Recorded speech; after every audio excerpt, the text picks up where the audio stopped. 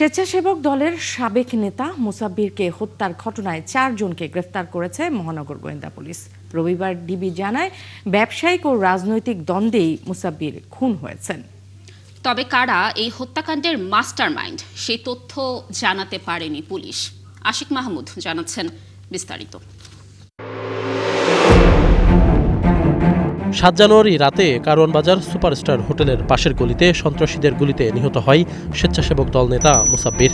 ঘটনার পর তেজগাঁও থানায় অজ্ঞাতদের আসামি করে মামলা করেন তার স্ত্রী। পুলিশের পাশাপাশি তদন্তে নামে গোয়েন্দা পুলিশও। সিসি ক্যামেরার ফুটেজ দেখে 2 শুটারকে শনাক্ত করে গোয়েন্দারা। এদের মধ্যে এই যুবকের নাম জিন্নাত, অন্যজন রহিম। হত্যাকাণ্ডের 4 দিন পর ডিবি পুলিশ জানায়, ঢাকাসহ বিভিন্ন জেলায় অভিযান চালিয়ে তারা শুটার জিন্নাত সহ 4 জনকে গ্রেপ্তার করেছে। এদের মধ্যে জিন্নাত দাড়ি ফেলে নিজের পরিচয় লুকানোর চেষ্টা করে, আর অন্য শুটার রহিমকে তারা গ্রেপ্তার করতে পারেনি। সানবিট সব দিবে সামাল। সানবিট ম্যাজিক প্রেস ডিশওয়াশিং এর মাথা ঘোরানো সলিউশন। তারা ঘটনার সঙ্গে সংশ্লিষ্টতা স্বীকার করেছে। আরেকজন আসামি কিন্তু আমরা এখন অ্যারেস্ট করতে পারিনি। সেকেন্ড শুটার যেটা, এটা আপাতত আপনারা সবাই জানছেন। জি, নাম পাওয়া গেছে। এটা ওই ইয়ারি ভাই হচ্ছে রহিম।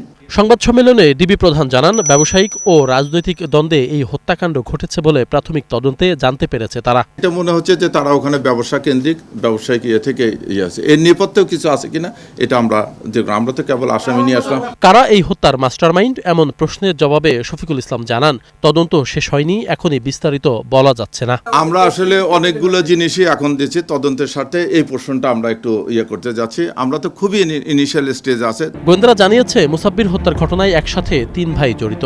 এদের মধ্যে বিল্লাল ও কাদের গ্রেপ্তার হয়েছে। শুটার পলাতক রহিমও তাদেরই ভাই। কারওয়ান বাজার কেন্দ্রিক ব্যবসায়ী ও রাজনৈতিক নেতাদের সাথে ওঠা বসা তাদের।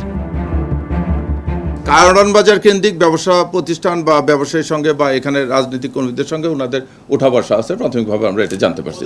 আশিক মাহমুদ, 71, ঢাকা।